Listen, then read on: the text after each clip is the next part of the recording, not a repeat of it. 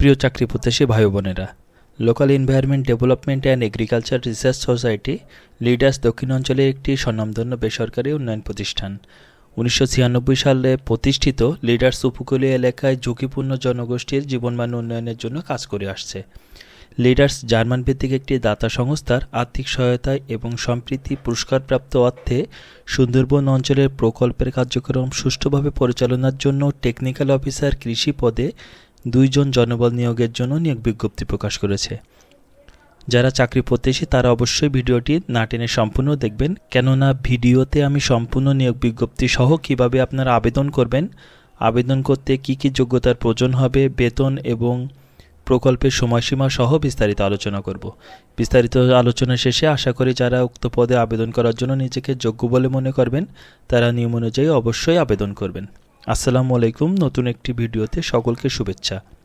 শুরুতে সকলের কাছে অনুরোধ, যারা চ্যানেলে নতুন ভিজিট করছেন, নিয়মিত চাকরি সংক্রান্ত নিয়োগ বিজ্ঞপ্তি পেতে অবশ্যই চ্যানেলটি সাবস্ক্রাইব করে পাশে থাকা নোটিফিকেশন বেল আইকনটি অল করে রাখবেন। ভিডিও শুরু করার আগে আমি শেখ নাঈম হাসান, আপনারা দেখছেন জব ইনফরমেশন বিডি। আমি আপনাদের সুবিধার্থে সম্পূর্ণ নিয়োগ বিজ্ঞপ্তিটি পড়ে শোনাচ্ছি। পদের নাম টেকনিক্যাল অফিসার, কর্ম এলাকা সাতক্ষীরা জেলা শ্যামনগর উপজেলা। প্রকল্পের মেয়াদ চলমান তবে দীর্ঘমেয়াদী। উক্ত পদে আবেদন করার জন্য যে শিক্ষাগত যোগ্যতা প্রয়োজন হবে, যে কোনো স্বনামধন্য প্রতিষ্ঠান হতে কৃষি, উদ্ভিদ বিজ্ঞান, প্রাণীবিদ্যা, সামাজিক বিজ্ঞান, উদ্ভিদ রোগ বিজ্ঞান ইত্যাদি বিষয়ে ন্যূনতম স্নাতক ডিগ্রি থাকতে হবে।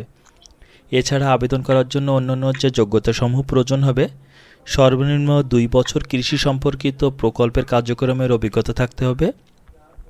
ফিল্ড মোবিলাইজেশন, ফ্যাসিলিটেশন এবং প্রশিক্ষণ পরিচালনায় পারদর্শী হতে হবে।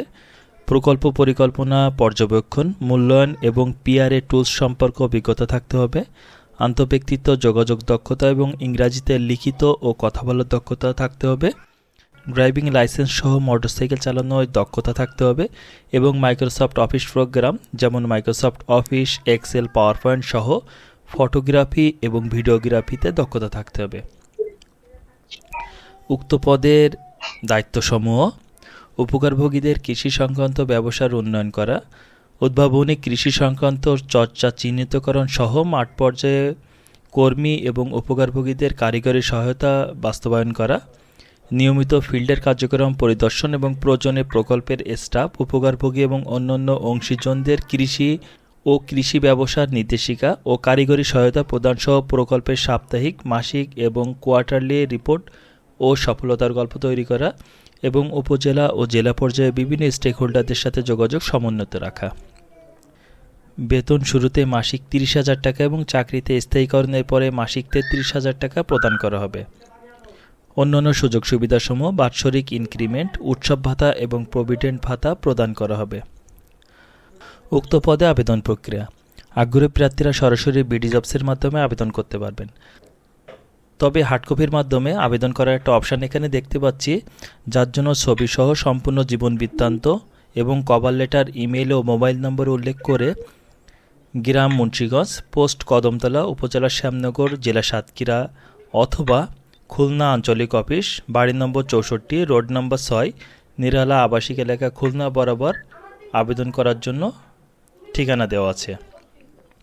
তবে আবারও আবেদনে উল্লেখ করা আছে সরাসরি অনলাইনের মাধ্যমে আবেদন করার। তবে আমরা যারা সরাসরি হার্ডকপির মাধ্যমে আবেদন করব, তারা হার্ডকপি ছাড়াও অনলাইনে সরাসরি আবেদন করার জন্য অনুরোধ করছি।